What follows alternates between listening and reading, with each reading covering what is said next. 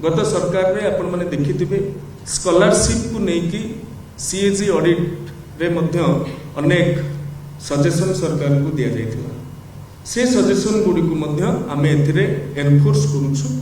केही भी कोनोसी शिक्षानुष्ठान जेमिति जति छात्र आसुछंती सेमानकर योग्य शुल्क सरकार को पाइबे यार दुरुपयोग जेमिति केही करि परिबेनी सेटा को 75% अटेंडेंस ही केवल एनफोर्स करें। एडमिशन समय अनेक अर्थ नि जाए।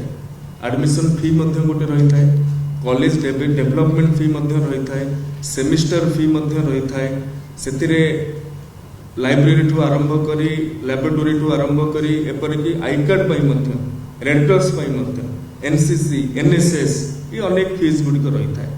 ये सबू फीस को सरकार प्रदान करेंगे कॉलेज को।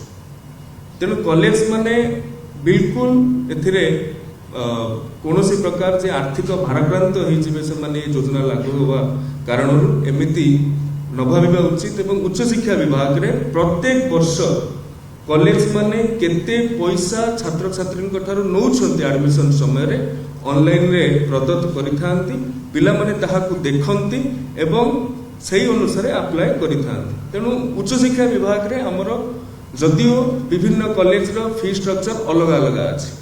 कोटी 6000 अछि, कोटी 8000 अछि, कोटी 12000 पर्यंत 15000 पर्यंत अछि।